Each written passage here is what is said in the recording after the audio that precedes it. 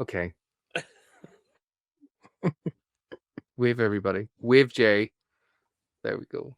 Oh, look at those big hands.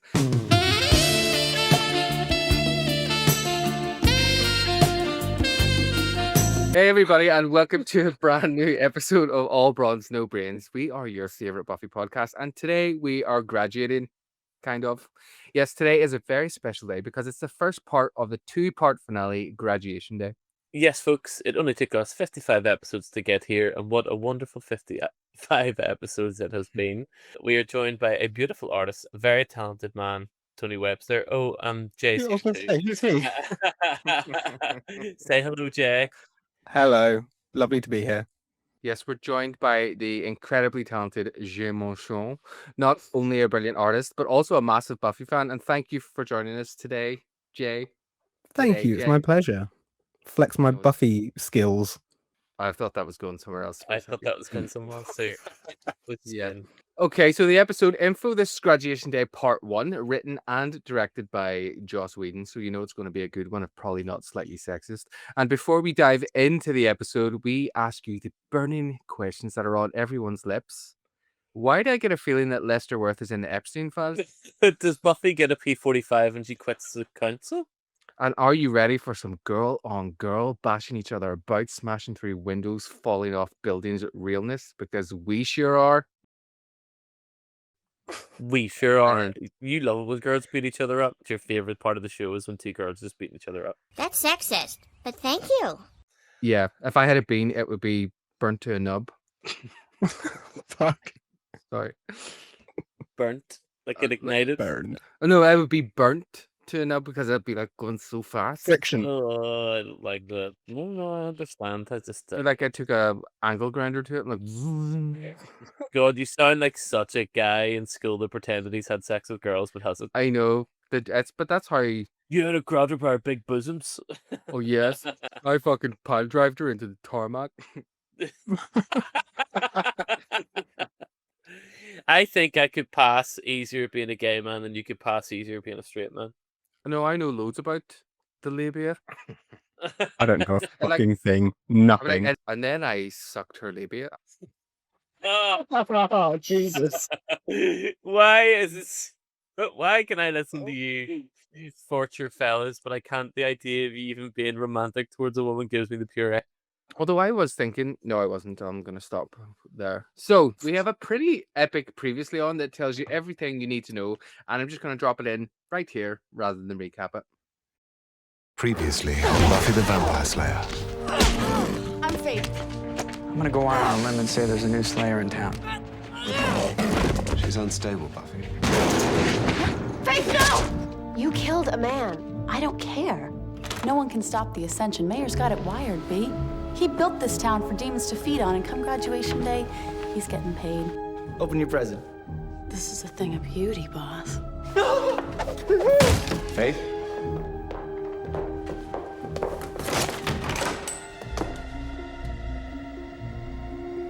I'm leaving. After the Ascension. You don't want to be with me? I don't. I can't believe you're breaking up with me. Up top, Big Davy Boy and Big Jay-Z Boy. What'd you think of this episode? I mean, there's a reason I asked to be on this one. It's a classic. It's a favorite. Always been a fan of this one. Generally, season 3, I'd probably place behind season 2 as my favorites. I know. But as finales go, it's up there as one of the best, I think. No pressure. Still haven't watched the second one. Thought it was a really good episode. Really good.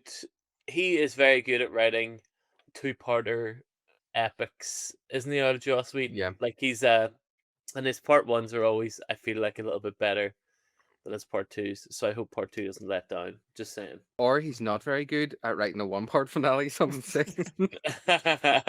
Maybe. But yeah, no, I get what you mean.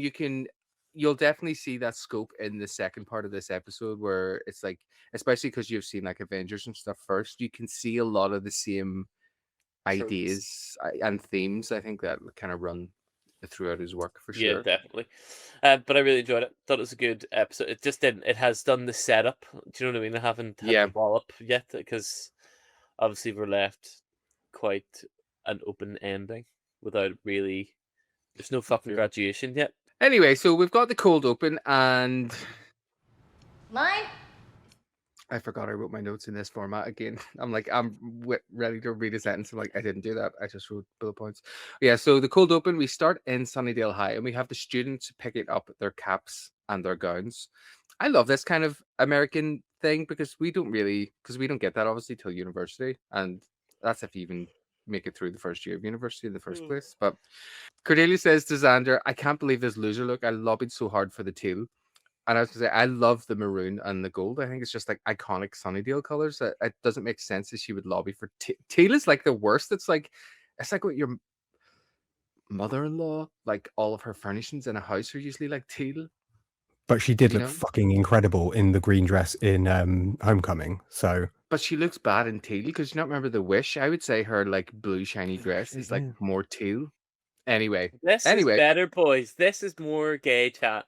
Talking about the dresses. None of this talking about labias and stuff. This is what we're talking about. This is what the people are looking for. Homophobia, gay conversations. Yeah. Thank you. Xander and Cordelia are getting on really well, and it's a nice wee break in their usual vitriol. I feel like Joss is really just signaling that, you know, something's coming to an end here. I've been lucky too many times. My number's coming up. And I was short. One more rotation, and I'm shipping stateside. You know what I mean? Sell them if ever. Everyone's signing everyone's yearbooks, and Harmony approaches Willow, and she's like, I really wish we'd gotten to know each other. And they do this whole like fake conversation thing. And Buffy comes along, and Willow's like, I'm gonna miss her. And Buffy's like, don't you hate her? And Willow's like, yeah, with a fiery vengeance. She picked me for 10 years. Vacuous tramp. Vacuous tramp, it's funny. Such a great line. It just reminded me of remember in school, we didn't have yearbooks, but we signed each other's shirts. Yeah, we At did. the end of the year. And I remember my mum being raging because she was like, do not get your fucking shirt signed, you fucking tramp. She called me tramp. But I remember my dad being raging, and then I was like, but why? I'm not going to school ever again. I'm never going to wear a white boxy. If I do, I'll take £2 and go to Primark and buy another one. What are you talking about? This is a special shirt that's been handed down through the centuries. Through the generations. He's bought it from Tesco for a fucking £4. Well, probably a bit more because I had to get a bigger size, but like whatever. To get two, staple them together. I'm a fucking fat fucker. So the school is abuzz with sentimentality, and Buffy compares it to the 60s without the war and the hairy armpits. And I'm like, that's kind of like also describing the state of the world today. Yeah, pretty much. with the war and the hairy armpits. And the hairy armpits. Yeah. Buffy isn't feeling the whole graduation thing, and she just says she doesn't think she can fight the mayor and Faith and graduate. And Xander's like, oh, well, did you not hear who our commencement speaker is going to be? Surprise, surprise. And Buffy's like, oh, shite. So basically he's going to turn into this big fucking mad demon and eat us at graduation. Shit one. Thoughts so far? I think the scripting has changed a wee bit. Shit one, I didn't realize it was Shit one. there. It was in the original script. Yeah, direct No, quote. it's a real peppy, up-tempo start. Everything's bright and breezy, and I quite like the Willow scene where she's like being such a fake bitch. I love that. Like how many people you were fake as fuck to. Like you're nostalgic almost already for not being bullied anymore, or like being tripped up. Like you kind of are going to miss the bullies. I quite liked all. I was eat all that up with a big old spoon. I really like the opening scene with Xander and Cordelia, obviously coming off the back of the prom. We've seen a huge change in their relationship, but there's a fondness there now. They still have the little snarky comments to each other, but it's kind of almost affectionate. Like it's nice to see that they've kind of progressed throughout the season. And they're full on like choosing to spend time together in this episode, like when they bunk off their classes. Their classes and stuff. It's like yeah, that's right.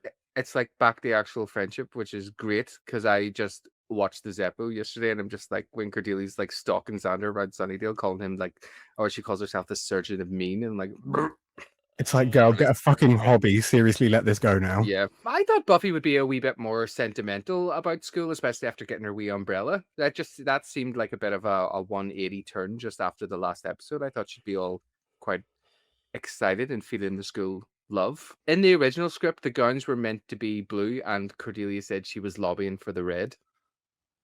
but that it switched around. Willow, when she tries to get soda out of the soda machine, she's like, "Trusty soda machine, I push you for root beer, and it gives me Coke." I'm like, "That's way fucking better than root beer." Yeah. No way, I prefer root beer all day long. Did you notice the product placement though? Adidas is the other one I noticed because they're always wearing Adidas shoes, and Willow's backpacks are always like Adidas. She kept turning the can to show the name. I just noticed Oh she kept, yeah, like, turning it ever so slightly. I was like, why does she keep turning that can of Coke? And I was like, taken out of the fucking context of the whole TV show now, because all I'm doing is watching this actor fix the can of Coke so that they get paid the hundreds of thousands of dollars and sure for the I think product. it's quite good though for them to have such a good like product placement as like Coke.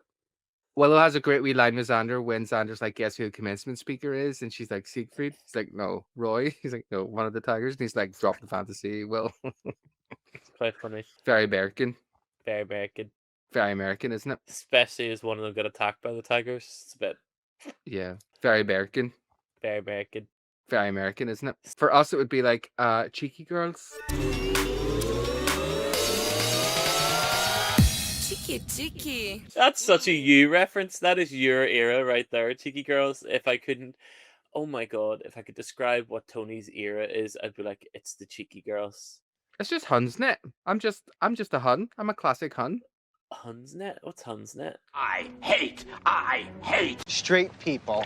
Hunsnet, you know, it's like Gemma Collins and like Atomic Kitten and all like Hun culture. Learn the alphabet with Love of Huns. A is for... Are you on drugs? Anyway, so we cut to an apartment and we see all of these anthropological knickknacks, and we hear a knock at the door, and it's Faith looking sexy AF, and she is looking for Professor Lester Worth. He puts the Lester in Chandler Lester.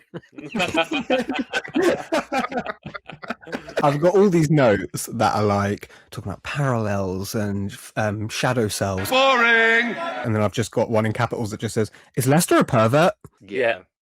He definitely Yeah, I is. get the feeling that he is. I get the feeling that he is. But lovely wee pervert. Like, he's so Yeah. cute at the same time. He's one of the good ones.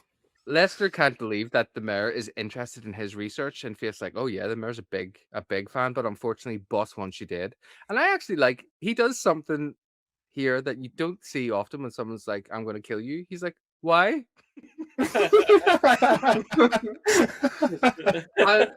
and there's just something so real about his performance. Like when she pulls out the knife and he's like, "Put that away." so like, he's like, "What are you doing?" And Faith just says to him, "Well, I never thought to ask." And then we hear a big squelchy stab as the camera pans away from our Lester over to this like hand-drawn picture of a volcano erupting.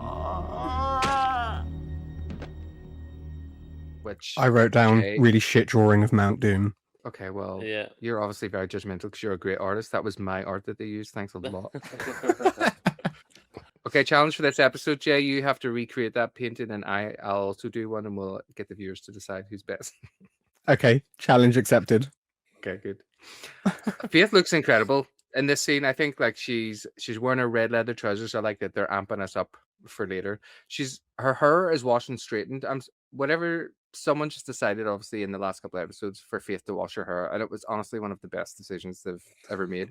But it did make me wonder if she's like cleaned up her appearance because of like the security that she feels from the mayor, and like it's maybe given her more of like A pep to her step. yeah, pep to her step because now she's got a zaddy. Did anyone else think that Professor Lester Worth was a wee bit like Eugene Levy? Yes, a there little was bit. something very sweet about him. There was something Yeah. oddly like I thought he was going to turn around and be like a really evil, like when it's a sweet old person voice, but they're like, Yeah. like Hello, that feeling. dear. Yeah, that sort of thing. I thought he was going to be like, "Oh, hello, darling," or whatever his weird accent was. And no, she just killed him. And I was a bit surprised with this.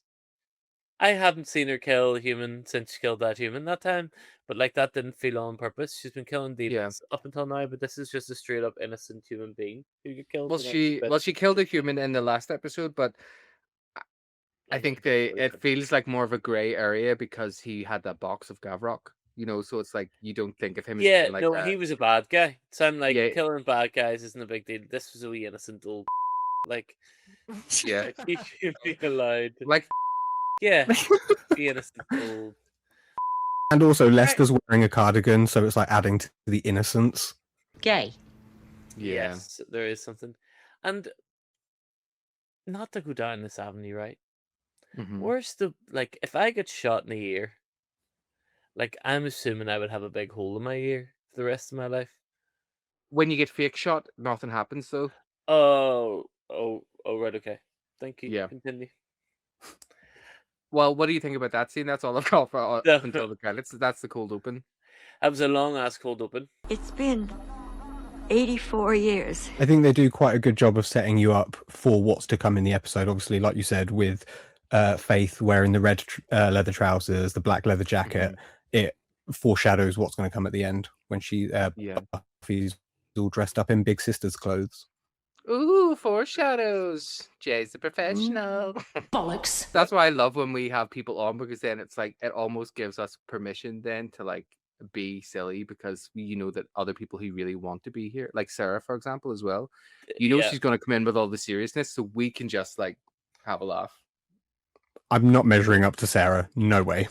I've listened to Becoming Buffy. Oh yeah, I mean, I don't think No one for a second was saying that you're a Sarah from Becoming Buffy. Yeah, Jay. No one for a second. Tony's basically like, come on, Sarah, get a job. Well, she's a full-time mother. That is a job. Love you, baby. I'm a feminist icon. That's the first pretty feminist thing I've ever heard you say. How dare you? I love Libby's. So, after the credits, we're in Faith's apartment, and we've got Faith in the mirror catching up about the murder of old Lester Worth. He's cleaning up her comics and pottering about while Faith is getting changed into this rank pink sundress. Horrible. It's horrendous. And the worst part is that he's also like, I want you to wear this for the Ascension. I'm like, the least practical thing that you could wear at a war? Like, get a clue, Yeah, kid. he's literally like, oh, things don't often go off without a hitch, so I'm going to put you in a really shitty dress that you're not going to be able to fight well in. Kids today, eh? I quite like the dress. I thought she looked very pretty. Well, nobody asked you, bitch. Well, that's You're because straight. you're a disgusting heteronormative pig. I thought she looked very pretty. Pink to make the boys wink. Yeah, that's why you were always floating about in a wee pink dress all the time. And you heard that. How dare you? I'll make your brown eye blue.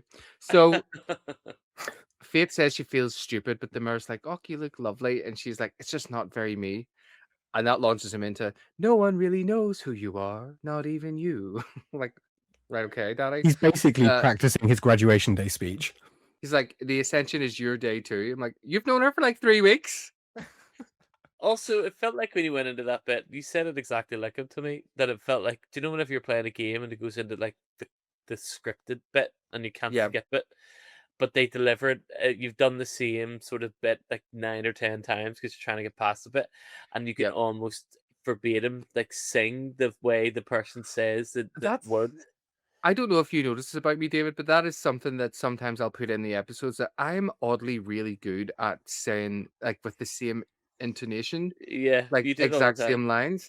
But this one reminded me of, you know, in Titanic when she's like, and he did save me in every way a woman could be saved. And that he saved me in every way that a person can be saved. Oh, I hate that line. Yeah. Anyway. Saved you for dinner. Anyway, so he tells her that no father could be prouder, which is like the culmination of their father-daughter relationship. And like, true story, I guess. My dad's known me for 30 odd years and he hasn't said anything that nice. So, although he did get me a really nice pocket watch for Christmas. Anyway, he tells Faith to go get changed into her street clothes and he'll buy her a slush puppy, basically. I thought it was very sweet. It's so odd that you have that father-daughter relationship and they're evil, then you have the Giles Buffy one and they're not evil, but they're a bit more attitudey, a bit less like a normal. I don't know. I liked it. I like this. Still like that they're maintaining this thing with the mayor. I think, like, I've also obviously listened to a little bit of like Sarah's research and stuff on, you know, talking about the Mare and Faith's relationship, and I think there is obviously a tendency to, as we're now in the age of analytical podcasting, you can look at their interactions and say things like, you know, this is like high key like manipulation and how he's like using her, and yes, while all of that is true, one thing I did want to do was just default to the script, which says the mayor is beaming. Obviously, the mayor he knows how to control Faith and he knows how to manipulate her, but there's an element too of like he really does have this selfless display of affection for her, is what it says in the script, which I just thought was really interesting because that's not where my brain automatically wanted to go. My brain wants to go like manipulative. He's using her. Last week we talked about him reward training her like a dog, and I'm just like, I think through our 2025 eyes, it's easy to look at that, but I bet Joss Whedon is just like, no, they're just evil and they just love each other because they don't have anyone. Yeah, there's a definite tenderness there between them, and I think that's just in his nature. Like he controls everyone that works for him, so there's always going to be that element there. But you can see that he's proud of her. But that's what parents do, right? Or they're supposed to if they're not terrible parents. So we cut to the school and we have Willow rocking up in an orange bike. We get this lovely wee scene between her and Percy, and we find out that he's passed his history test, and he genuinely thanks Willow. And I just loved like the authenticity of this scene here. Percy's excited that he can graduate and forget all of this crap, which I thought was quite funny because he's just like, he is so obviously thankful, but really just so he can go do what he wants now, not because he actually learned anything. Oz shows up and jokes that on the bright side, maybe Percy won't be able to forget any of it. And Willow is like, Oz, can you be fucking serious for 5 fucking minutes? I don't want the mayor eating Percy in the class. We need to stop this ascension, right?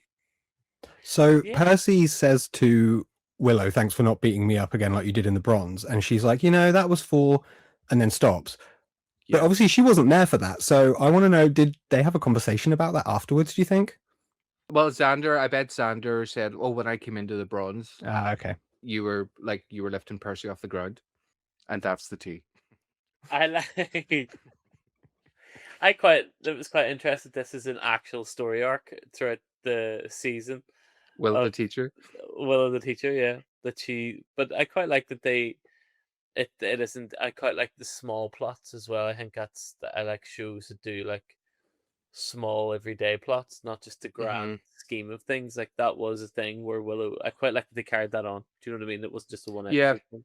I thought it was brilliant because it ties back into what Willow said last week about wanting to make a difference in people's lives, and obviously at this point we don't know what she's going to go on to do. Or whether teaching would be part of that, but I love that this is some way that like it ties her to the school, and it gives her a reason to be so invested in people that have bullied her and all this, because I think that's one smart way to tether her rather than be like, well, fuck them all, they all bullied me, so the American just eat the fuck out of them. Yeah, true. The episode does a really good job of bringing in all these sort of ancillary characters that have been throughout the seasons of high school. So not only is it sort of your face should put me off completely, and I've forgotten what I was saying. Fuck. Ancillary, great drag name. Yeah, so it sort of celebrates the previous 3 years by bringing back in these characters, and also it's kind of bringing them together for the end of graduation for the next episode. And I think they make exactly like to piggyback off what you're saying. There's such life in the school, and I think that is to really show what Buffy has brought to the table by being in Sunnydale. Because obviously we can compare it with the contrast of The Wish, when it was like there was no life at all in the school and everything was drab. And it's like a lot of this is all just from Buffy being there and saving their lives, I think. And I think having that hustle and bustle of the school, like I did watch it feeling very nostalgic for like that kind of time and era. I loved it. And also Percy's just so fucking hot in this scene. His arms, it's all in the bicep. Oh yeah. He could fucking crush me like a walnut. Willow's bicycle is an orange Schwinn and it's worth about $800. Have we ever seen her on a bike like that before? No. Do we ever again? Actually, yeah, we do. All right, okay. It's just become a trope. I've never seen her on a bike. It felt weird. We might only see her one more time. Yeah, she's on the front of a bike and being taken off in front of the moon like E.T. That's exactly the only ride she goes for this episode. Oh my god! Spoilers! I haven't finished it. Oz's hair is back to a nice mixture of ginger and blonde, and he's had a wee haircut, so he's looking so fresh and so clean. Clean. So we cut to the classroom, and we've got Xander sneaking into the packed classroom, and cameo by the sexiest daddy right of a teacher. And he's like, thanks for joining us, Mr. Harris. I love this teacher. Dave, do you not remember him from He was from I Only Have Eyes for You, wasn't he? Where he writes on the board, "Don't walk away from me, bitch." Yes, and he was also in Anne. I have no memory of him. So this big sexy teacher gives a wee lecture on how they're all finished their exams, but they still have to show up and participate. And he's like, well, why don't you start, Xander? And that's when we see that they're playing Hangman. And Xander's like, E? And he's like, no E. They always go for the E. They always go for the E. You were like, I wish they would go for my D. Put your D in my A. So Xander's sitting next to Anya, who tries to ask him out. And he says he doesn't really want to go out with her and hear any more of all the men she used to kill in her demon days. But she persists and she says, well, we could do something else that you like. Maybe we could watch sports. She's like, men like sports, I'm sure of it. And Xander's kind of being a dick to her, but he does kind of claw it back when she says, I'm trying here for fuck's sake. And he apologizes that he's on edge because he doesn't know if he's going to survive this ascension. And then Anya's face is like, dun dun dun. Because she's heard of this before. She has. Thoughts on the classroom scene? Yeah, Xander was being a dick, definitely. Unnecessary. I mean, she's trying. She doesn't have... It does amaze me, though, because she's 1,000 years old. How is that all she's picked up from men? Like, surely she has interacted with men outside of just cursing them or whatever.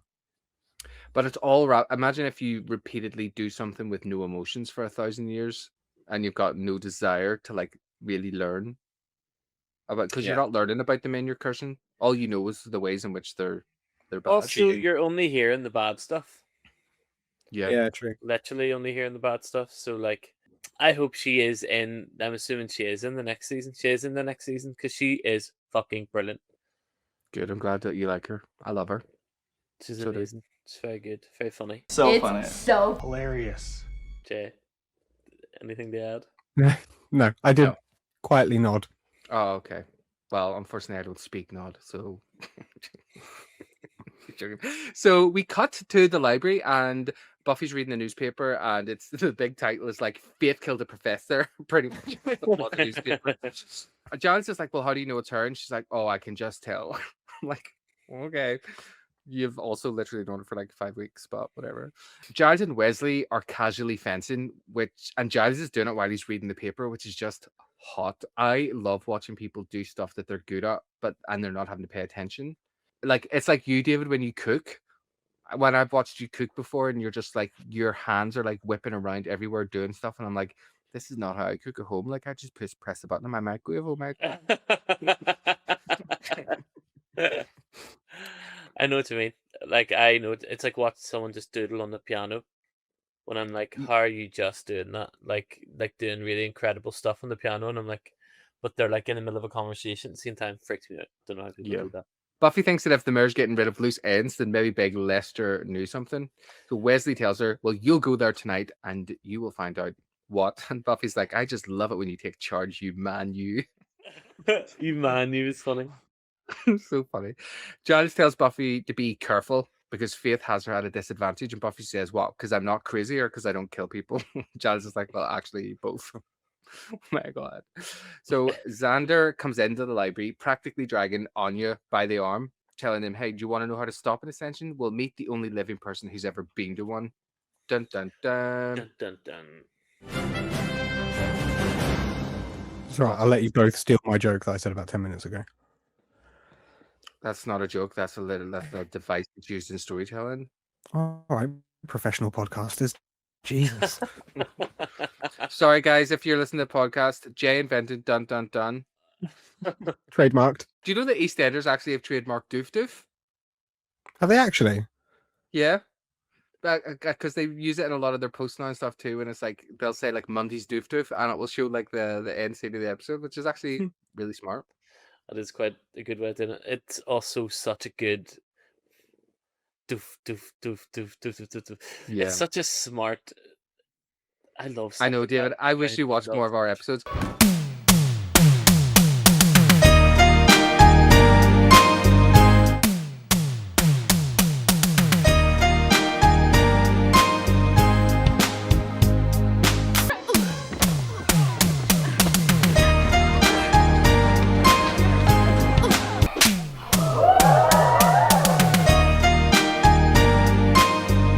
If you've got any thoughts on this scene before I tell you my thoughts on this scene before I move on.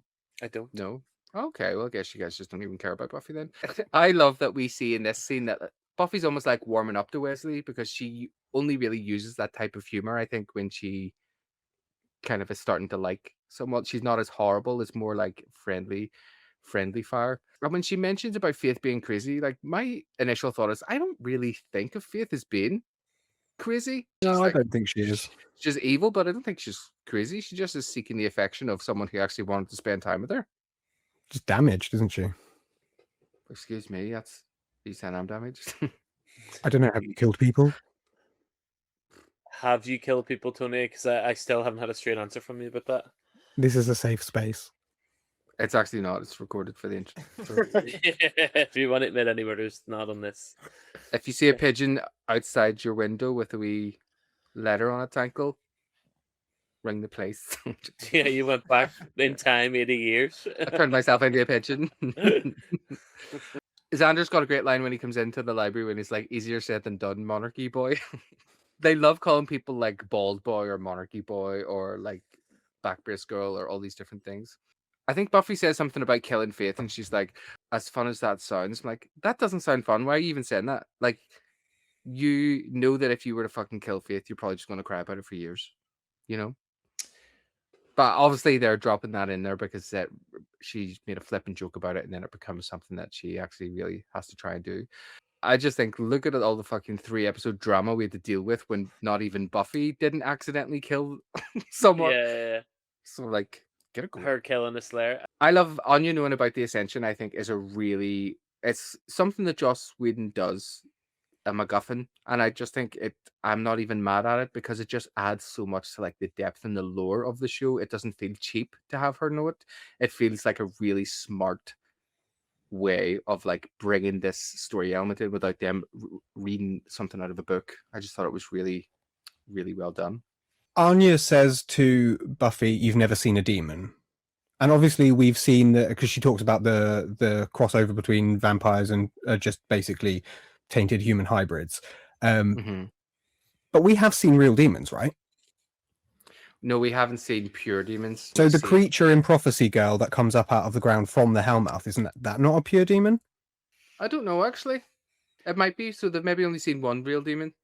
But then I suppose Anya wouldn't necessarily know that. She's probably just assuming that that's all they've seen. I think they're just implying that everything that's left on Earth is just like a tainted version of what came before, because they do reference these Ascension demons as being the old ones. Do you know, in the script, it says that this part is a minute later. So I just thought it was so funny that they had a big dramatic, like, meet the only person who's ever been to one. And then the script says 1 minute later. And Anya is telling the story. She says, about 800 years ago in the Koskov Valley above the Urals, there was a sorcerer who achieved ascension, became the embodiment of the demon Lohesh, who decimated the village in Ars. Shavana. Wesley tells them that Lohesh was a 4-winged soul killer and that they aren't that fierce, like, compared to all the demons they've seen. And that, like, that's when she says, "You've never seen a demon." And Buffy's like, "Excuse me, I've been killing them for 4 years professionally." And Anya explains that all demons that walk the earth are tainted hybrids, and the ascension means that a human becomes a pure demon, which is different. And when Giles says, "In what way different?" Anya's like, "Well, for one, they're bigger."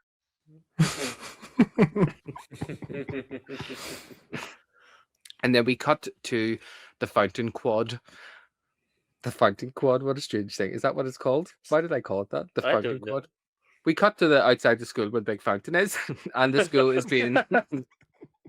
I think it is the Quad. I think I called it that from playing the Buffy game. They reference it as the Quad all the time.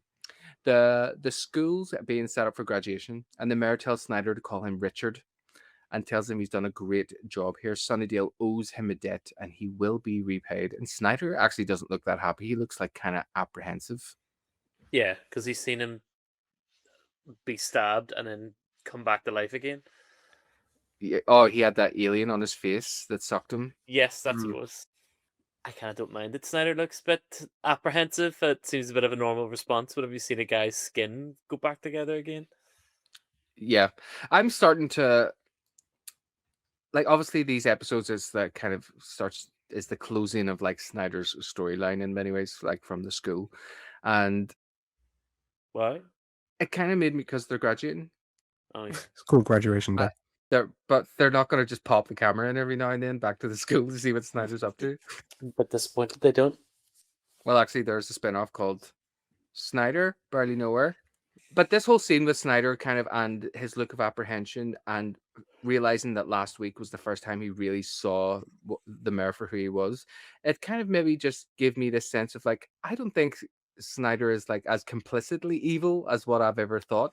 And I think this is the first time that we're actually just realizing that he is just like a hard-ass teacher. But I love that they've really developed him so much to make him appear way eviler than I think He what is he an was. evil teacher, but not an evil human.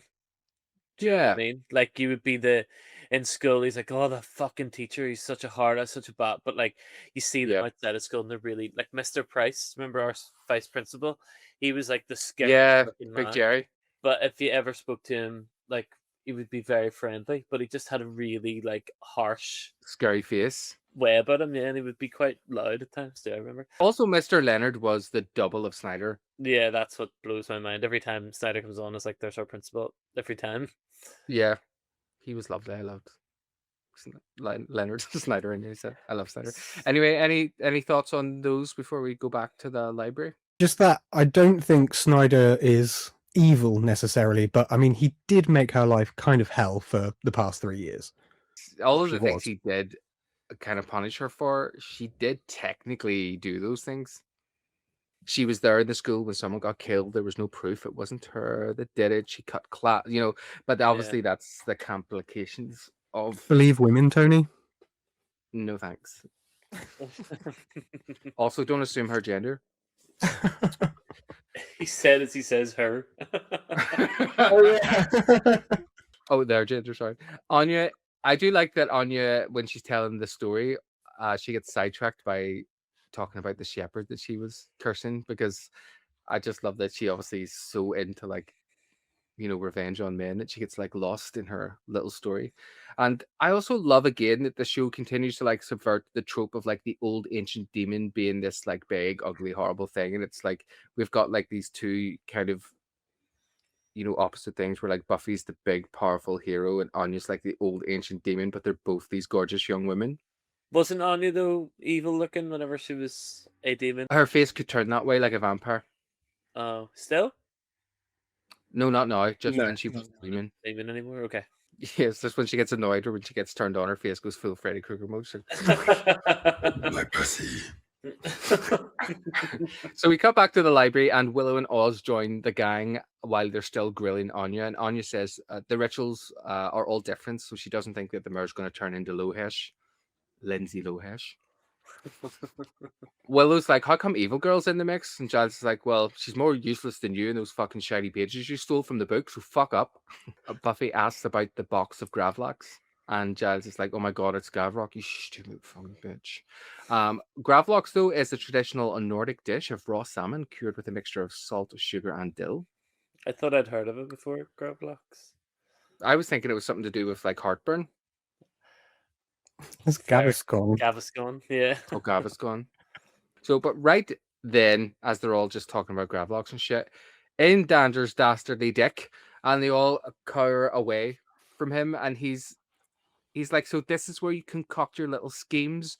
And I just love this like juxtaposition of him talking about them like they're the bad guys, when he talks about his plans.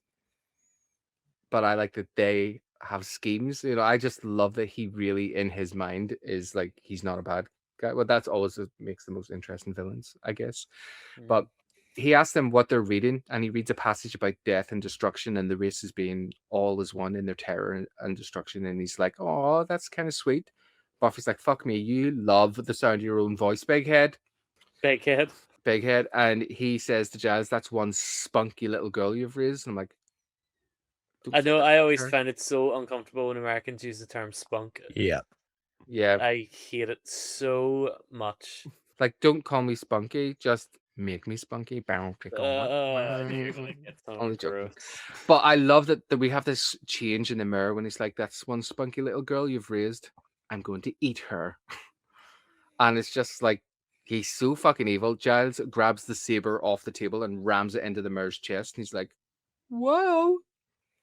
He scolds Giles for his violent outburst in front of the children, and Buffy tells him to fuck right off way round out his own door. And he's like, someone shit themselves in here. He's like, I smell fear. And he tells them that some of them will die fast, but others not so much. And then he's like, see you at graduation. Bye. Bye. Thoughts on this scene? I really quite liked seeing the mayor show up randomly while they're all plotting and planning. I just thought it was a real, like, carried a lot of tension, a lot of weight to it. He's quite an ominous presence without doing anything. Still haven't really seen him do anything. Yeah. Do you know what I mean? He's just kept putting himself back together again over and over again. But yeah, that's why it's so dynamic, I think, because they sell the mayor as a villain as actually being incredibly scary, because we don't always get to see him be scary, because we only see him really as like affectionate, even though he's like dark and stuff. But when he, like, the way he encounters like the Scoobies, like the dialogue and even like the musical score and the change in that, it's really smart storytelling. Like, and obviously I don't expect anything less from Joss. He knows how to write a bad guy very well. But I don't know if you noticed this, but they don't really ever show the mayor from behind, and I wonder if it's because he has a bald spot, because I saw a glimpse of it as he like walked under the camera, but they made a point of like turning the angle before he turned around to the back, and I'm like, he's hot. He's hotter than he's ever been. The scene stands out because we're so used to seeing Buffy, when it's the big bads, Buffy goes to them, Buffy goes to their places. And the library, for 3 years now, it's been our little sanctuary, it's been our safe place. So even before he has that turn in his behavior, when he becomes more intimidating, it still feels out of place that he is in our space. So it's still intimidating. And that doesn't happen very often in the show. that's a good point. It's a great point, and it makes me not want to contradict it, so I won't. Thanks. But I will insert clips here of bad stuff happening in the library. I get what you're saying. It's not like, Drusilla killed Kendra there or anything. Or, It's fine. And the master died in there too, but whatever. Oh, you're such a cheeky bitch. Anyway, we're about to go on to Act 2, and this is Dave's part, so... Yeah, so we open in the school hall with Sander chasing Anya, who basically tells him, I'm trying to escape. I'm away. Fuck this. You haven't seen one of these things before. They're scary as fuck. Then we randomly see Cordelia show up, and Sander gives the opportunity to catch up anyone that missed it over the break, and catches up Cordelia with the plot. And then she just glosses over it and says, what are you up to now? Do you want to skip this period? He's like, yeah, okay. And then they just saunter off together. Off just to hang out, which I thought was very sweet. Cheeky bang in the janitor's closet. I don't think they ever had sex, did those two? No, they didn't. No. There's only one more episode to finally... I don't think it's going to happen. Oh, no. In this wee scene, I did love, actually, that when Cordelia comes up, she's like, what's her saga? And I just love the kind of irony being that, like, she's 1120 years old, and she's witnessed all of these kind of things before. It's like, it really is like an actual saga. She has a saga. She is the epitome of saga. Yeah, like Saga Mega Drive. You were saying about Xander catching people up on the plot, but I love that Joss Whedon does it in such a flippant way that it doesn't feel like regurgitative, because he's just the mayor's going to kill us all at graduation. He just says it like like that. We cut to Buffy packing things, but not for herself. We see that she's trying to get Joyce to escape, because Joyce is like, you running away again? It's like, no, she's not running away again. Yeah, she is packing Joyce's stuff and tells her she has to get out of here because it's really dangerous. Joyce calls that, is there going to be a big bad demon at the graduation, essentially? And Buffy has a very moving speech, because I know you're going to fill in the gaps here, Tony. Buffy's very moving speech basically says, for her to be a better Slayer, she needs her ma to get the fuck out of town, because she can't be worrying about her ma the whole time, just trying to scrap a big fat demon. It's a little bit wild that she says that she wishes she could be a star athlete when we've literally seen her do nothing but twirl and flip and high kick throughout for 3 years. This is another reason why I love Buffy, is because she purposely won't do these athletic things, because she knows she's got an unfair advantage, because it speaks to her kind of morality. Also, she doesn't have the time to do it. But I love when Joyce calls that demon, when she's like, why is some terrible demon going to attack the school? And she's like, oh, I see. Fuck. And she's like, Buffy, looking back at everything that's happened, maybe I should have sent you to a different school. But I love that this speech is kind of like a mirror of the Becoming speech, which I've never really picked up on before until now, except this time Joyce is like, no, I love you the way you are. And I think it shows us how far Joyce has come, because at the end of this speech, she chooses to trust Buffy because Buffy asked her to. And I feel like it's like the ultimate compliment compared to where they were last year, where Joyce didn't trust her. She didn't know what to believe. And it's just like a real nice culmination of like the evolution in their relationship. I love that Joyce listened to her. I just love it. I think Joyce has had such great character progression this season. Like, obviously it was inevitable because she knows the truth, but I feel like she's dealt with Buffy being a Slayer, like, not always perfectly, but she's always trying to be like, it just reminds me of like your ma trying to come to terms with you being gay. I was literally then thinking that as well, that the allegory has managed to continue on throughout the seasons. Or your ma accepting that you're not gay, which is they just don't believe me. We crossfade into Willow's bedroom, and she is very frustrated, and then starts doubting her powers as a witch. And then there's a little Amy the witch callback because she says can't even turn Amy back into a human again or whatever. She doesn't say human. Who's Amy?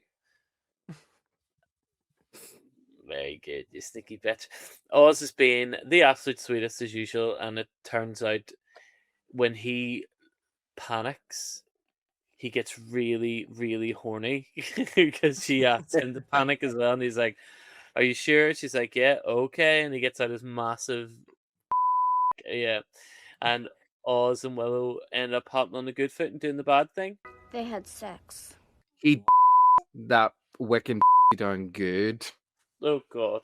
That's Do you not a think gay so? guy trying to be straight. You know what that's like. So did you notice that Willow's room looks a lot more like boho and witchy now? Because I did actually notice that. I love that kind of subtle change in the decor, like kind of reflecting her character. Because it's like, when you get obsessed with something, and then when you're a kid, especially when you're younger, you change like the posters in your room, or you'd want to change your bed sheets. Yeah, I know what you mean. When you changed your theme on life. Yes. Yeah, I'm emo now, so I'm just listening to Avril Lavigne, right?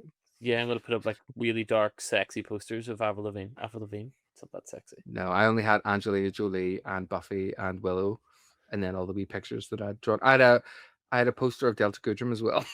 Delta Goodrem, yeah, I remember you were obsessed with Delta Goodrem. I loved her. Willow's frustration of Oz, I do like that this is something they've been building up. She mentioned it earlier in the first scene outside the school, and she asked him to like pretend to care. And when Oz, like, I like Oz says, like, would it be better for me to panic? And then Willow panics. And I just love this little scene where she panics because it felt like so real. Like, there's not much that throws them, because they've seen so much. But when she's thinking about the life that she wanted to have, and she doesn't want to die, and when Oz interrupts her by kissing her with his hand on her head, so sexy. He's such a good hugger and a good kisser. Like, he's a real like hand pat. Like, he would be. I would good love kisser. to kiss him. They have good kissing chemistry. Yeah. Them too. Good kissing. Yeah. Which I also like that we didn't actually see the intimacy between them, because obviously when Xander lost it to Faith, we saw pretty much the whole thing in the reflection of the TV. It didn't last very long. And obviously we saw Buffy and Angel in the dream sequence, but it's nice that they kind of kept that private, apart from for Amy, because she got the whole show. But no, the clothes were over the cage when it cuts back to them later. I just assumed they were thrown off in the heat of passion. Amy did not see them have sex, but it does make you wonder if Amy did. I will be researching that further. Justice for Amy. How have they gone this long? There was no priority in getting her back to being human. They literally could not give less of a shit about her. She's got no parents, so who gives a fuck, really? I thought she was with her dad. She loves her dad. Yeah, she has a dad. No one gives a fuck about Amy. Maybe they know. Maybe he's like, will you keep an eye on her for me until you get her sorted? Yeah. Maybe he's renting and not allowed pets. Could be that. Oh, yeah, that's probably it. We cut to Buffy checking in on the professor's office when Angel shows up banging It's into his flat. It's his house. Or his flat, sorry. And Angel shows up banging into stuff, which is something you don't see happen very often. And Buffy's like, what the fuck? You scared the shit out of me. Well, that was the joke because Angel, she says like, when she says stealthy, but I love that he just because it just is so silly because he is so suave all the Yeah. time that he like slips and falls into the door. Although he does have a bit of a weakness when it comes to doors. Because in Lover's Walk, he gets pushed over with the door and it's on him for like 10 minutes.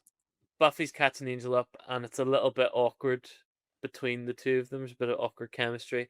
They go outside, and Buffy is basically just trying to get rid of Angel, saying she's feeling too crowded by him. And Buffy is arguing with him being around too much and not enough at the same time. And Angel, calls her a brat and like throws the box down and storms off, which I liked for once that he's fucking standing up for himself instead of just being a little like, no problem, I'll do what you say. It's like, no, well, fuck up. Tell her to fuck up. Yeah. But he also chose the brattiest way to do it. I just wrote here Buffy's being so dramatic whenever Angel gets shot through the chest by Faith. And then whenever the demon says, you missed the heart, it's like I meant to. And then we cut to black. I love that Buffy in this scene is just dandering around this active crime scene. And we see a big plot thing here that she's found a report on some old volcano lava bed, something that can help them figure stuff out from the ascension. I do like that Angel carries the box for her, like, and he lets her go first. It's like there's that. I like seeing that built-in chivalry that's there. Again, why is Buffy dressed like fucking Professor Umbridge, like from Harry Potter, with that fucking coat? I'm like, get a grip. Also, the amount of money she must have spent on coats is just actually insane. In LA, where you don't need coats that much, it's warm. You really don't. Like, I do like that line because it feels very relatable when Angel's like, are you mad at me for being around too much or for not being around enough? And she's like, duh, yes. I totally get It's it like, though. well- I completely understand what she means. And then Angel says to her, are you making this harder just to make this easier on yourself? And she's like, can we stop with the brain teasers? Angel, I love him being a wee stroppy diva. Like you said, David, he is just, I love when he chucks that box down and he tells her that she's acting so Julia. So Julia? Charlie XCX, Brat. There's a lyric for her song, So Julia. Sorry, that went completely past me. The audience will get it. That's the gay audience, just in case you didn't know what that was. I didn't get it either. Sorry. But that's because you pride yourself on being heteronormative. The arrow effect was really well done. Jay knows I'm joking with it. We've already recorded like a little thing last week, so we already have I don't care. epic. We've got I epic don't care. banners. He doesn't care about my feelings. It's fine. I don't care. He's English, it's fine. He's he's white and I British. brought this on myself. He's pretty much fine. Everything will be okay. He can draw pictures. He's going to be okay. He can draw pictures. I love that. I love having like the thing that David's very good at that, and boiling down like the thing that you work really hard at into its like simplest form. I remember when I was talking about starting the podcast, and you were like, "Oh, like it was so hard to even set up accounts for like Instagram." I'm like, it took me all day. Yeah, I can be a cunt like that. But yeah, Faith is looks sexy as fuck, and this is only one of the first times where I have noticed the location of Faith's flat is basically the building behind the cinema. Yeah, I've never really noticed it before, but that's where Faith's flat is because we see it outside of her window later on. But she's also obviously hiding in the S of the cinema. Hiding in the S of the cinema. There is no S in cinema. Yeah, there is cinema. It's the gay cinema. So it is. This act was very short. I felt like it was, and so is the fourth act. I have 4 paragraphs. Oh, because it was great. like then Buffy and Faith fight. Anyway, they sure do. Well, Act 3, here we go. We cut to the library. We pick up right where we left off with Angel being stabbed right through the heart. And I have been waiting and waiting to use this cutaway. Shoot that poison arrow through my heart. Shoot that poison arrow. Shot through the heart, and you're to blame. You give No. love a bad name. No. Shoot that poison arrow through my heart. Yeah, good choice. Buffy and Giles basically are pulling the arrow out of Angel. Buffy's like, thank God that Faith is so shite at the crossbow. And I love that they're treating him without having him take off his coat or his jumper or his t-shirt. They're like, the most awkward way ever. He's like, no, I had a muffin for lunch. I feel really fat. No, don't. I don't want to take it off. No. Wesley is flicking through that geological report that Buffy brought back from Professor Worth. Basically, the report says that when they were excavating a lava bed, they found something underneath, a carcass that he thought was maybe an undiscovered dinosaur. Giles figures out that it's probably the same type of demon that the mayor's going to turn into, which also means he's only invincible until the Ascension, and then he can be killed. And Buffy's like, well, that's great. All we need now is fucking million tons of burning lava. We'll call it a day. Angel's like, I feel better now. And he stands up and then he falls to the floor. And Buffy's like, you're such a dozy bitch. You've been dozy all day. And we cut to Giles sniffing the arrow. Sniff that poison arrow through my heart. What is it with them sniffing stuff? Like, I know, and we lost night, it. What's his annoying, Dave? We lost, like, we had such a great epic breakdown when I was like, smell my knife. I just couldn't stop laughing for ages. Yeah, anytime I get anything new now, I just pick it up and smell it. Your Giles is sniffing that arrow, and Angel's like, it's poison. I can feel it. It's GHB. He's going to a chem sesh. Wesley tells them that he's going to ask the council for help. And Giles says, well, I'll call the rest of the gang and we'll get them all here ASAP, motherfucker. Cut to Willow and Oz in bed after doing the nasty. Yeah. Thank God there's some clothes over Amy's cage, or that would have been traumatizing for her little rat eyes, you know? Mm-hmm. Yeah. Oz has got his titties out, and those nipples are just motherfucking fine, motherfucker. Are they fine? You nipple man? Oh, I'm a nipple. Like, I don't like my own nipples being like tweezed or anything like that, but I love nipples I love everything about the male physique, pretty much. I like nipples. I like a hairy armpit. I like nuzzling into an armpit or smelling an armpit or like having a tongue in the ear. Tongue in the ear, tongue in the ass, tongue in everything. Didn't ask. Didn't go into your like. I thought you wanted to know. Sorry. Excuse me for being a sexual being. Anyway, so Willow's doing what I do, talking far too much after sex and making things dead awkward.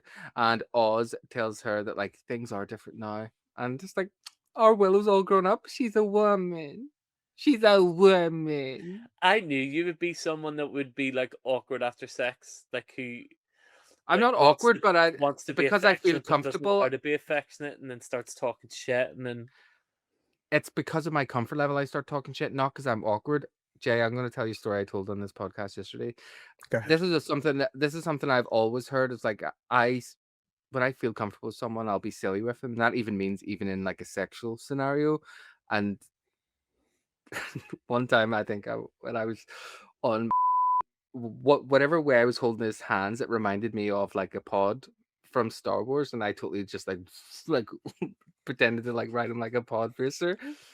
And I just remember thinking it was really funny, the noise and everything, but he just looked so fucking. He was like, "What the fuck are you doing, you freak?" Like, why are we getting divorced? But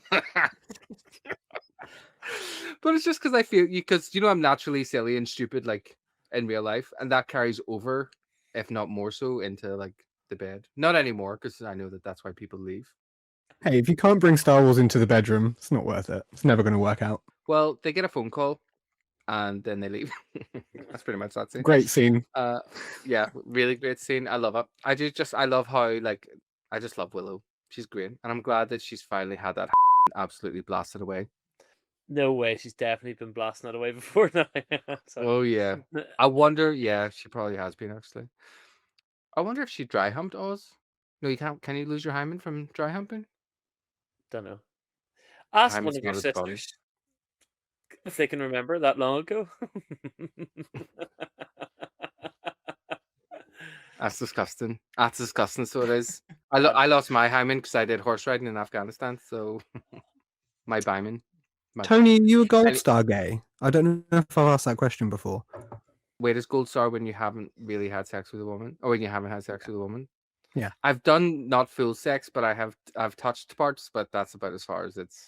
Look at your face when you talk about touching parts too. Like you actually turned. No, I've touched parts, but I haven't. I just don't like doing things that I'm not good at. Yeah, you run a podcast. Okay, well, so we cut to the mayor's office. Faith shows up and tells the mayor that that's Angel dropped, and she loved seeing Buffy look all panicked. And there's something a wee bit just kind of lesbian about Faith. Sometimes Faith reminds me. I get that. There is a lesbian. I think that started a whole lesbian phase. Like a lot Yeah, of girls were being like Faith yeah, back in the day. yeah. I guess actually people have shared a lot of things now where it's like pictures of Buffy and Faith, and it's like this was my heated rivalry. Like Sarah Michelle Yeah. Gellar shared it as well. Yeah. Which is funny. We find out that basically the poisoning of Angel is a distraction for the Scooby so that the mayor can perform the ritual of Gavrok, and he has to eat some of those fucking big mad spider alien demon things from the box. You gotta give me something to do. There's no way I'm sleeping. Don't you need anyone dead or maimed? I can settle for maimed. You little firecracker. He calls her little firecracker, and that makes her be all emotional and open up. And she's like, "Oh, my ma used to call me that." But like, my ma used to call me an L-word cunt. Which I always thought was so funny because I'm like, you're the one that wrote me. No. I'll have to voice note her and ask her opinion on that. So she tells the mayor a story from her childhood when she would jump off these big rocks into a quarry above the lake. And it just reminded me, David, of that one time when you saved my sister's life at Shaw's Bridge when she fell into the river and you jumped in after her to save her. I have no memory of this. I do, though, and so does she. I was raging. I'm like, fucking kill her. She's got a bigger pit than me. So yeah, we get that nice, sweet, kind of tender moment between Faith and the mayor. But at this point, I'm like, I'm checked out. I don't care about them. I do. I don't know why I'm saying that. I totally am invested. Anyway, we cut back to the school, and Oz is looking through a microscope, which I just found really funny for some reason. It was just like he's just sitting there, and they were like, just do something. And he's like, Willow gives Xander the shopping list for the magic shop. Because they're going to run a trace analysis to see if this is a mystical poison. I love at this point, Xander should basically be fucking like Uber Eats of Sunnydale. I was just thinking that. Make himself some money. He was the original Uber Eats. I love that Willow's basically like, just ask if you can get it on tick. Yeah, tell it's for me. I'm like, It's for me. I don't know, it's money. Did your mom ever send you to the shop to get stuff on tick when you were younger? Yeah.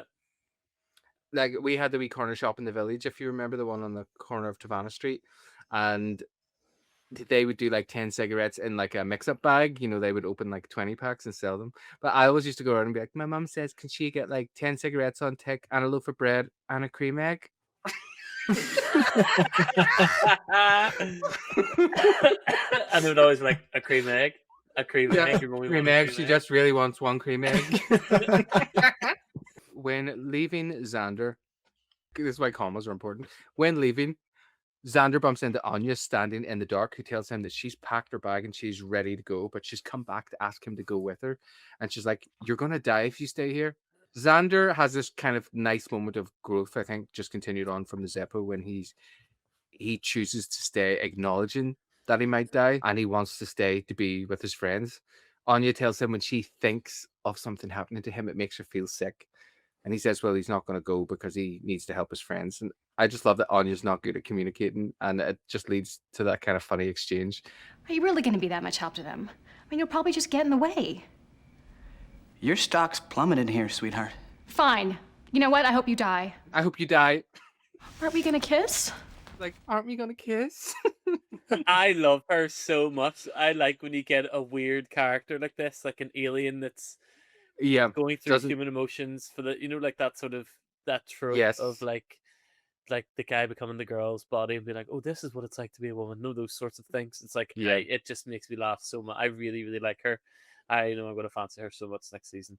Yeah, she's just brilliant. She's really, really funny in this scene. I think this is just like, she's on the rewatch. I'm just really enjoying how much of an actual great comedy actress she is, because it's not an easy thing to do. I think I think people always view comedy as being like not as hard as like serious acting, because more people maybe are like into comedy, but it's the timing, the tone, like everything, it's just delivered so well. I think I can't remember who said it, but a director was like, you will always be able to get he always hires comedians for his serious roles.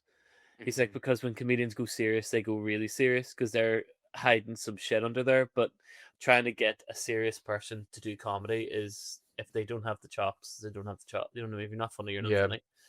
There's so many great lines in that little scene with Anya. Like I love how she talks about how it makes her feel, and when Xander tells her like "Welcome to the world of romance," and she's like, "It's horrible. No wonder I used to get so much work."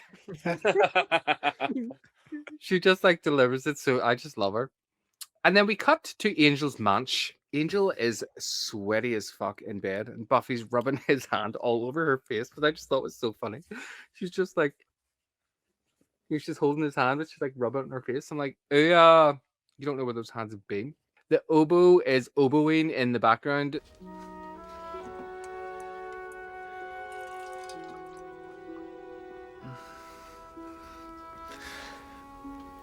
There's something about the score where it's just like flashed me back to Emma McCarthy, and it's all I could kind of focus on. I was like, from your song in the waterfront, Dave. Oh, I remember. It also reminds me of if Mel C was an instrument, she would be an oboe. Like a flower leading towards the sun. I hate it so much. You love it? I hate it. I hate love it so much. Poor Angel is burning up. Wesley arrives with bad news. The council won't help them because they refuse to save a vampire. And he tells them like he really did try. But Buffy says, listen, I don't want to watch my lover die. I'm like, he broke up with you a couple of weeks ago, chick. He's not your lover anymore. Barely your friend. But I also find it weird referring to their boyfriend or girlfriend as their lover. As their lover. His partner. Buffy's like, my partner. Yeah. My partner. My partner. I can't watch my partner die. Fucking freaks. Wesley starts to tell her that the council orders, and Buffy's like, orders? Didn't say the magic word. I don't think I'm going to be taking any more orders, honey. Not from you, and not from them. Then Wesley's like, you can't turn your back on the council. She's like, they're in England. I don't think they can tell which way my back is facing. There's so much great dialogue here. I love this scene. And when Wesley, like, Giles talked to her, Giles says, I've got nothing to say. Right now, I love him, like, sticking up for Buffy. And Buffy's like, go back to the council, basically tell them until the next Slayer shows up, I'm going to the brew, and I'm signing up for Universal Credit. Go fuck yourself. That's it.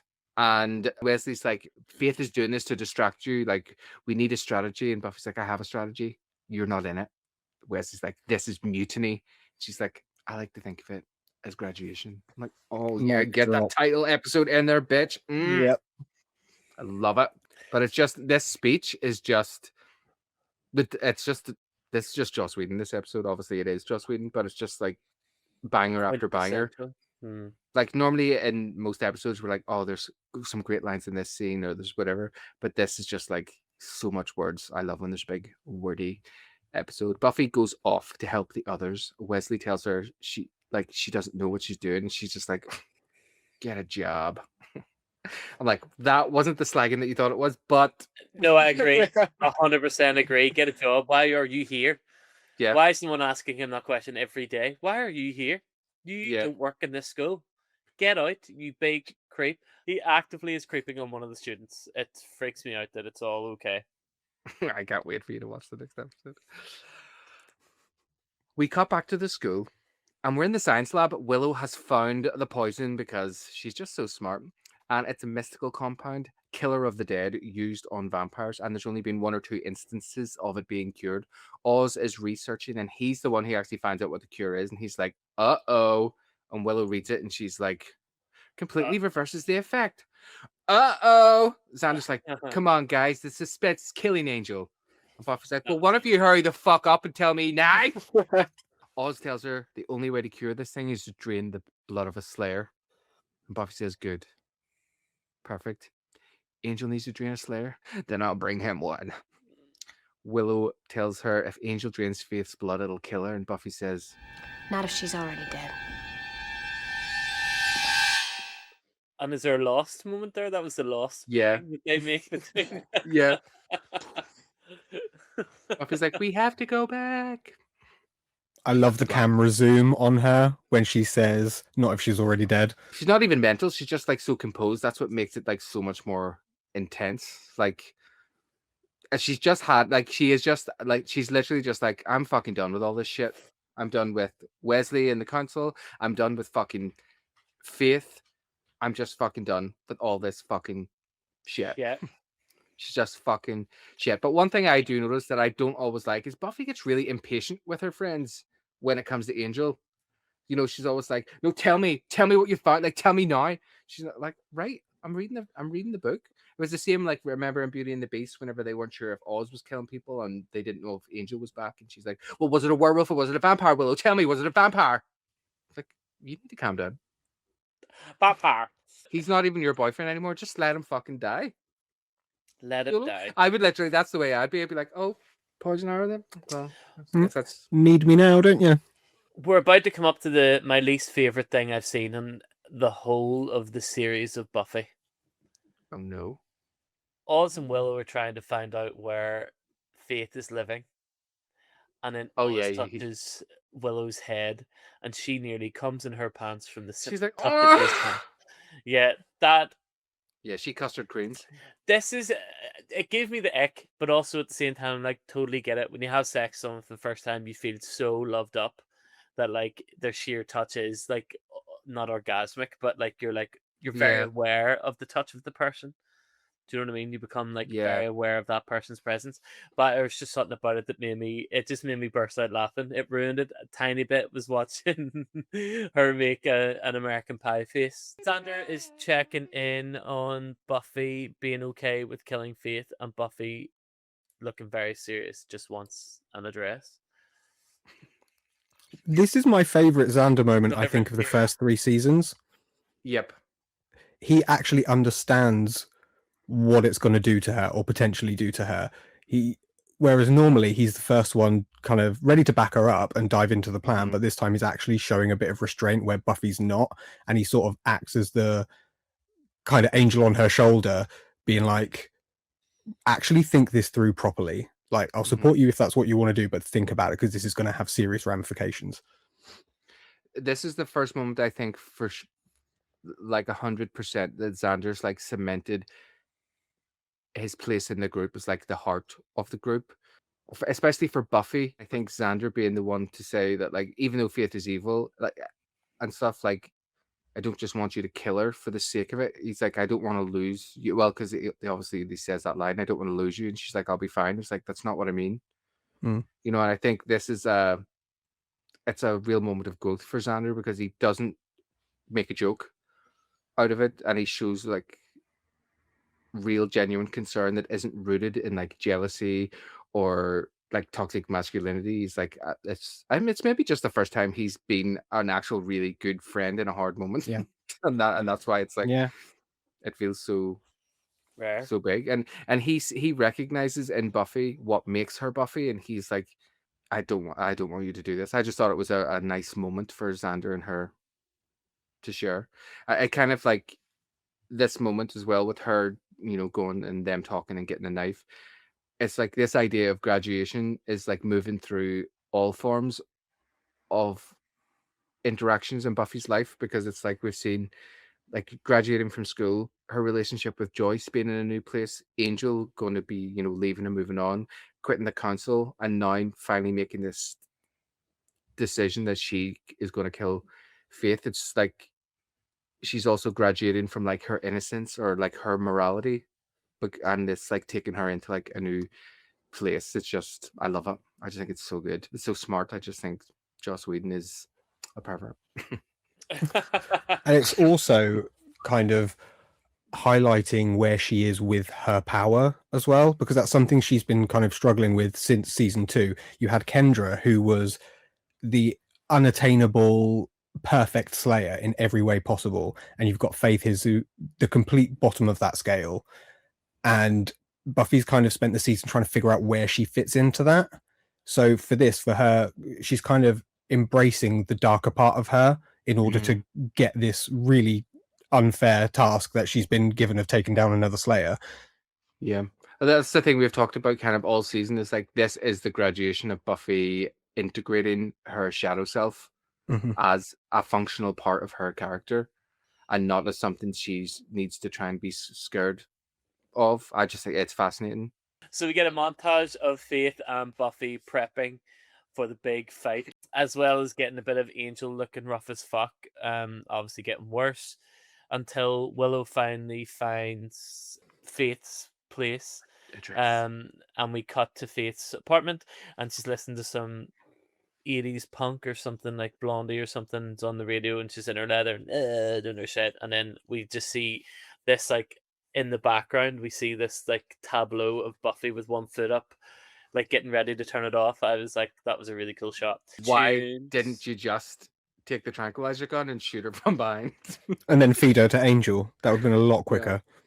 Yeah. Because that wouldn't have been a good TV show to watch. Whenever Buffy cuts tunes, Faith, like, smirks, asking if he's dead yet.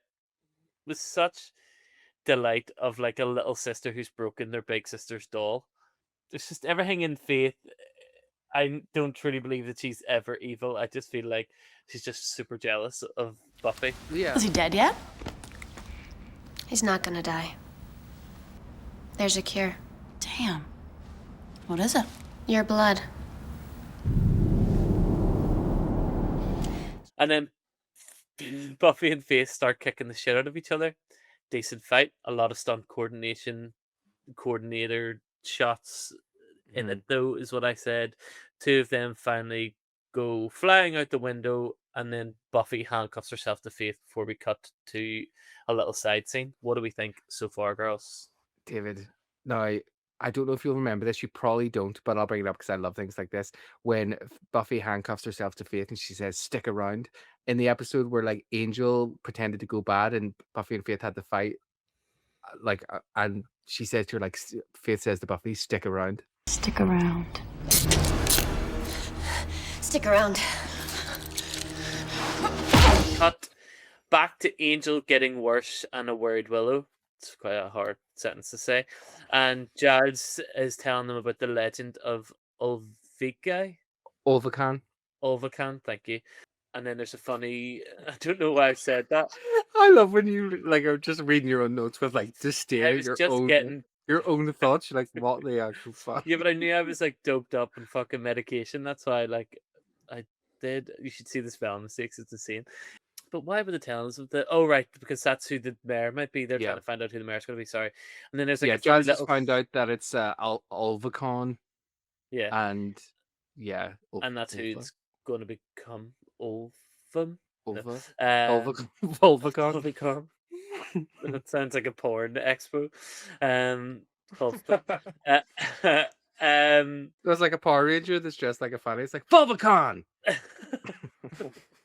And there's a funny sort of scene where Xander and Giles are, as they're kind of montaging, he opens, like, a thing and opens a thing and opens a thing and opens a thing to show how big the demon's going to be, which I guess are really tamping up that it's going to be an impressively large demon, which I thought that was kind of funny because it's the sort of thing you'd see in, like, a magazine pull out where they would, like, it falls and the one has really enormous. Yeah, Xander's like, fuck, look at the tits on Ulvican. Yeah, massive big knob on him. I love that little detail because they could have quite easily just left it at Anya saying they're bigger, but they took the time to actually show us that this is going to be different. This is going to be something huge. Really and then obviously the Jaws reference that we're going to need a bigger boat. Yeah, like that was funny. We cut to the mayor's office and he's eating one of the legs. And he's doing it in such a gross, normal way. Like, it's everything. I love the mayor. He's probably up there as my favorite because he just, every single time he's in a scene, I just can't stop watching him because he's just, like, chewing away at this thing like it's a chicken wing. But not only are you chewing the box of Gavrock, he's chewing the scenery. Oh, look at you. And he makes the jokes about the demons being high in fiber, so it's important to be regular, which is just such a And what's the fun of becoming an immortal demon if you're not regular? Am I right? It's like our friend wanted to be queer. There is something very gay about the mayor, which I love. Something very camp. He has that like old school gay man. The prep is very gay coded because it's like, oh, I can feel my organs moving around, getting ready for the attention. Didn't hear that. I'm sure he can. All to the gayest vampire I think we've seen. He's got his hand on his hip and he's got his red leather coat on. A demon comes running into the office and tells him that there's trouble at Faith's place. There's trouble at Faith's. At which point we cut back to Buffy and Faith still kicking the shit out of each other. What's the matter? All that killing, you're afraid to die? Faith eventually breaks the handcuffs just by simply pulling her hands, which I really like that Yeah, that they're both strong enough to brute do strength. Mm. that. Yeah. Faith notices Buffy has her knife. That's mine. You're about to get it back. Faith is threatening to throw Buffy off the building, and then there's a bit of back and forth, and Buffy eventually stabs Faith in the stomach, and Faith has a little bit of a, oh, did you think, and has like a wee line at the end, and then times her fall off the roof, which is quite a high fall off a roof, to be fair, Yeah. onto the back of a truck that looked properly sore. Yeah, Should have 3 landed, stories. Yeah. That looked properly sore. And to be continued. That's where we ended the show. Okay, well, let's jump right back and let's all talk. Let's talk That's us. about all. See you later. Thanks. Yeah, that's right. From the moment Buffy shows up to Faith's apartment, just like iconic. She looks hot. I just like seeing Buffy like tie the two things together, like being powerful and being sexy, because obviously we've seen her in church clothes all seasons. It's like this is her graduation into like big girls clothes. And I do think it's funny that Faith calls herself Big Sister when she's younger than Buffy. Yeah, I got a bit weirded up by that. I was confused by that, but Faith has always got all this bravado, but in that scene, it didn't seem quite as believable. Like, I think she genuinely felt a little bit threatened. Like, she was a bit like, Yeah. oh, fuck, we're doing this now. Because Buffy has never showed that side before. It is, Yeah. like, it's like when you see someone be angry for the first time, it's way more scary if they've never been angry before. Because even with the way Faith says to her, like, oh, what, you've come to gut me, like, you're going to feed me the angel. And even Buffy's like, as justice goes, it's not unpoetic. She's literally just like, yep, that's what we're doing. So, Yeah. YOLO swag. And I do like that we get that lesbian tension when Faith is like, give us a kiss. Because I love that that's how I love the association of like this, you know, it's like a hungry and disrespect thing or something. Hungry and horny, you know, Oh, the yeah, slaying that's thing right. is like, I love the fight, like, except for I would have liked if Buffy and Faith were actually the ones having the fight, but I don't know. There were a couple of shots of them where you could see it was the actors doing it. I mean, Sarah Michelle Gellar does a full-on high kick at one point. That was quite impressive. oh yeah, especially in those leather trousers, because you're literally probably looking at some mad friction burn from doing that. But it is Dave and I have talked about this before, Jay, where it's like, and you probably heard too if you've listened to the podcast, that we're just like, if you'd have watched this on your wee TV the way I did in like 1999, David, and you're literally just like, oh my fucking god, yeah, so good. See, I am personally, there's two things that I am not a fan of in any TV shows. I really hate sex scenes. I find them so. I don't ever see a point in showing me a sex scene. If I want to have a wank, I'll have a wank. I don't need you to put a full-on sex. I'd never really understand sex scenes. But that's not why sex scenes are in films. But sometimes it feels like that's why they are, unless they have when a reason for it. When it doesn't push the plot forward, or there's no plot reason, you're just showing me these two people having sex because you want more people to stay in the cinema horny. Don't know. 2, fight scenes.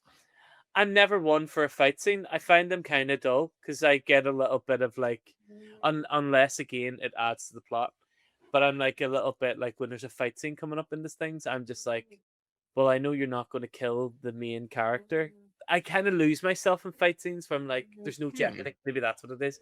I lose jeopardy a little bit where I'm like, yeah, there has to be something a bit more to the fight, which I do actually. I like this fight for the sake of like the going through the window and them fighting like on the seat on the roof, and it's purposely like this fight isn't like a over stylized fight. It's like it's very scrappy and it's rough and it's not nice. Like, you know, not nice. but you know what I mean. It's not like, you know, like it shouldn't be happening because it's two Slayers. Yeah, they're not. So rough. It's also like they're not nice. It's not. It's not choreographed in a way what's going to be like, let's show off our fighting skills. It's literally like, kick this fucking coffee table into your shins and bang her off the TV. You two fucking have tuberculosis. I know. I feel sorry. My apologies. No, it's okay. You both have it. That's fine. I'll just be the only one in good health, apparently. But yeah, I love the way they cut the fight scene and they intersperse it obviously with them finding out about Ovacon and the mayor and his ascension. It's just they do a really great job of like keeping the tension built, so we're just not watching this massively long fight. This is probably like the longest fight we've ever had so far. It's almost like it's a mirror of a conversation that Buffy and Faith don't know how to have, and this is the only way they know how to do it. Oh, look at you little gay boy. That was very interesting. I'm a faggot and I know stuff about girls. That's why I'm like, don't try and talk it out. Beat the fuck out of her. They're so evenly matched. You don't know, and they stay evenly matched right until the very end. I mean, neither of them, usually in one of Buffy's fight sequences, she either usually has more power and she's kind of toying with them like she does with some of the vampires, or they're a big bad that's absolutely trouncing her. Whereas in this, they're so evenly matched that you genuinely don't know when you're watching it who's going to come out on top. See, the TV show's called Buffy the Vampire Slayer, and that's when I'm like, well, I know Buffy's going to come out on top. This is where I sometimes valid. My own head, but also interesting because they don't always subscribe to that thinking, which is good. I think from this point onward too, they're like, we can't just keep doing this thing where we know Buffy, like they do there is more jeopardy, they do raise the stakes, like. And one thing I was talking about, my friend Beatrice, I just can't remember if we call her actually Beatrice or, cause it's one of those Swiss names like Beatrice. You call her Bea. My friend Bea that I just met, you know. Beatrice. Beatrice. We were walking around in Acropolis and she was talking about, you know, Supernatural and Vampire Diaries, and I've been watching Vampire Diaries. We'll talk about it a bit more at the end, Jay. And I'm just like, Buffy, watching all these other shows or seeing glimpses into all these other shows that have like 9-10 seasons of stuff happening and they have like resurrections galore. I'm just like, Buffy never really plays with that trope of like when, you know, except maybe for Buffy herself, but then they almost but then they almost like they kind of mock it in a way, not mock it because they take it when she comes back. Obviously the second time it's like the entire season deals with the aftermath and depression, whereas watching the Vampire Diaries, they're like, oh, I've got a ring that if someone kills me I can come back straight away and there's no jeopardy of like seeing. They start losing impact the more they do it, and unfortunately in Vampire Diaries it's just constant. Whereas Buffy loses, she does lose fights, and when she loses it matters. Even if she had have lost that fight with Faith, yeah, she's probably not going to die, but that could have still, if she was the one that got thrown off the top of there, that still would have had an impact for the next episode and going forward. It would have had impact on the person walking the wee dog on the street. She would have splattered the fuck all over them. I do love when they take the fight outside to the roof and they're just flinging the fuck out of each other just around with the handcuffs. I just love it. It's like, wee! And the line that you were saying, David, when Buffy pulls out the knife and she literally angles it perfectly and Faith's like, that's mine, and Buffy's like, you're about to get it back. You're about to get it back. Because she says back really in a weird peculiar way. She's like, back. It's like Britney Spears. You're about to get it back. Back. Gonna be I love it. Buffy stabs Faith in the gut right down to the fucking hilt of that knife. Yeah. And it's that like goes through her. Yeah, nearly like, oh my god. And I just love how like Faith is still so petty and she's just like, still not gonna save Angel. Love you, baby. Bye. Back. But I do love that we still get that glimpse into like, and it says in the script here as well, when Faith is about to like throw Buffy over, she's being genuine when she says, man, I'm gonna miss this, because this is like what we're talking about of like Faith. This is like a conversation between, this is speaking Faith's language. Yeah. And then her punching Buffy and then choosing to throw herself off the building. I just think it's like, it's so petty. It's so brilliant as well. And it's in some ways unexpected. I remember watching it feeling like, oh, well, like how convenient Faith is going to be able to be the one that can fix this. And then we just have the epic music, the cliffhanger, and I just love anytime you see on screen the words "to be continued" because you're just like, yeah, yes. I like it. I actually like a title card, "to be continued." It's yeah, I like that. When it came up, I was like, oh, I don't think I've seen one of these before. It's very good. I also love Sarah's face acting in the moment she stabs her. Like her eyes widen, and you've gone through this entire season of Buffy and her shadow self, and this is like the moment that she rejects it. It's like she has to kind of get as close to the darker side of her as possible to see if that's who she's going to end up being as a Slayer.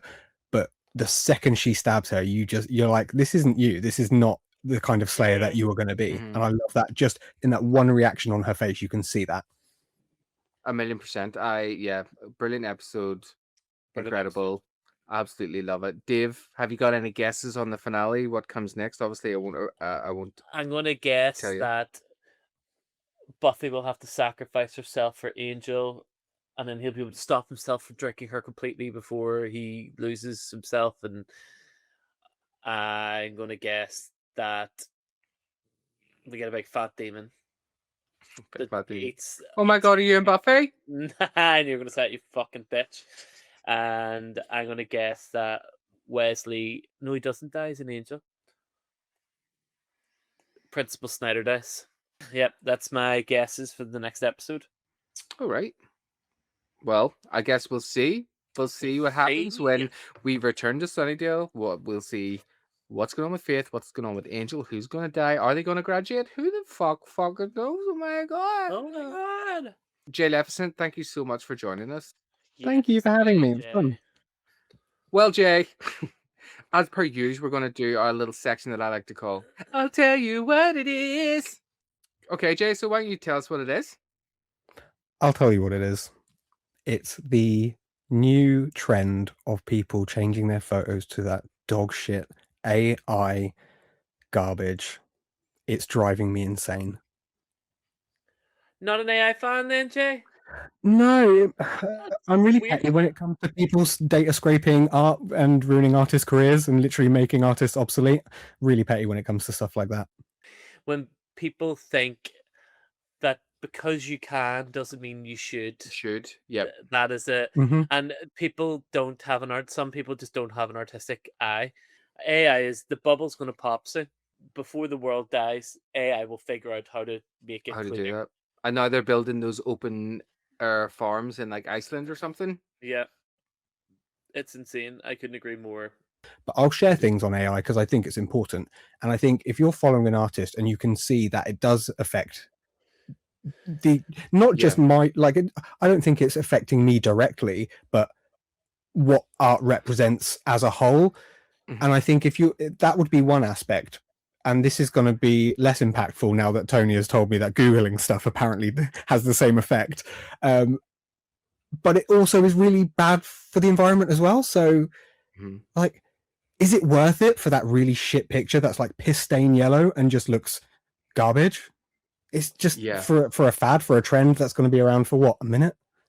None of these platforms are ethical in terms of the way that the models have been trained to generate this art. Like, it's just not realistic that any of them are. They've only been trained on other artists, so they're literally it is just ripping off other artists. Now, Dave and I have had a lot of talks about this before, because I have also, like, we've had a lot of talks about using generative AI. For example, a lot of it gets really embedded into things like face swapping software and stuff, like and even now with like using Adobe, and they've got like AI assisted tools. So so I know there's like certain things. It's like, I'm happy to use like an AI assisted tool, but I've moved away from using generative AI to completely create stuff. Even when I used to do like the really big good face swaps at the start, because I was using AI, and then I switched to more of like I use that Pinocchio system, which still is like AI, but it's like a program, like it's built, or it's not like something that you're not connecting to the internet to use to do that. Like, each time it's run within the software. But I also was talking about like using it to create music for trailers, because it's, as much as I would love, for example, to obviously just pay musicians to make it, like, that's the part of the argument that I find hard, is where I'm like, if you're using it to create stuff that you're planning on selling and making money, I have a real like problem. Like, I'm sure you've seen at conventions and stuff, Jay, there's like artists that use AI to create the art that they're doing, and then they sell it, and they can do it for a lot cheaper, and I've certainly seen it with like X-Files, and like because I follow a couple of X-Files podcasts and stuff, and they posted a lot about people who are selling AI generated images as art. Yeah, And I've seen it at a few different conventions. It's usually the smaller ones, like the larger conventions, and I've seen it, especially places in America and stuff. They're actually throwing AI artists out of conventions in the middle of the day. If they see that they've got AI on their table, they're like, "No, get out." Brilliant. Which I think is really respectful to the people. Yeah. That, I mean, they're taking away a table, which these tables usually aren't cheap. They're taking away that opportunity from an artist who is spending time, resources, money to create artwork in order to make a living for themselves. And you've just tapped a couple of buttons onto a computer, and then suddenly you're an artist now. And I get that AI has its uses with things, but why is it taking all the creative element which makes being a human being so interesting? It's taking. Why is it not doing my dishes? Do my fucking taxes for me. Yeah. Do my maths. Do everything that I can't do. Do the boring stuff, the day-to-day stuff that nobody wants to do.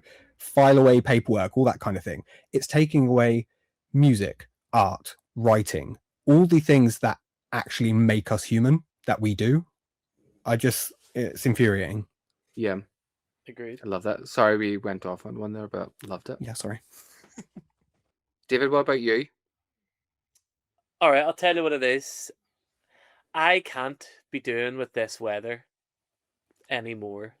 It is so fucking grim. It has been nothing but miserable and grey. I haven't seen a blue sky this year. It's just shit, cold. It's starting to get a bit brighter, which is nice. But I'm actually just depressed as fuck with this weather. I know it's such a bog standard to tell you what it is, but it really hasn't fucking let up one iota this year. It's just been it's raining again today. I think that is probably 32 days in a row it's rained in Northern Ireland. It's just fucking miserable as fuck. That's it. I'm just sad. I'm sick of being sick. I want it to be warm. I'm sick of having cold feet. And then we'll get to the summer and I'm like, fuck, it's so warm. Why can't it be cold? Yeah. I'll tell you what it is. I want to talk about the insanity that has consumed the fandom of Scream, because Scream 7 is apparently just not a film anymore. It's a fucking moral referendum.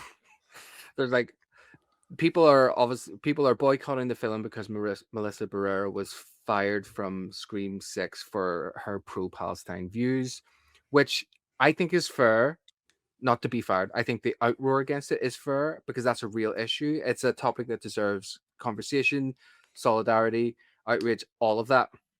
But what is fascinating to me is like the energy or like the misplacement of that energy on both sides of the fandom, because I feel like you see some people saying I'm not going to support this film, then you see other people saying, well, 5 and 6 were shit anyway, and so then they're trying to use that to like justify why they're going to see it, instead of just being like, if you want to see the film, just see the film.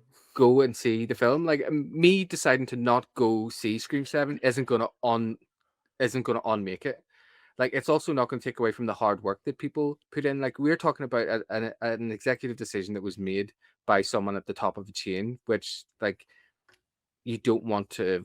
Well, I don't purposely want to. Then like, I get very conflicted by how I feel about it, because I'm like, you wouldn't have a Scream 7 if it wasn't for Scream 5 and 6 anyway. And I feel like if you're a real fan of the series, then you can just appreciate each film for what it is, regardless of like.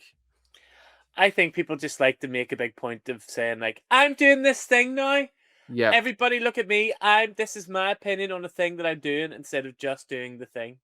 Yeah. Just don't go. You don't need to make a boycott on the internet to tell everybody, by the way, I'm not doing this thing. You could just not do the thing, and then they might not make a Scream 8 then. Well, that's people go and watch it. That's it. That's like the problem is this weird like instinct that people have, which is like everything has to be pure or cancelled or erased or perfect, and that their franchises can't be messy, or that studios aren't allowed to mess up, or people aren't allowed to mess up. Like studios can make bad calls and decent movies at the same time.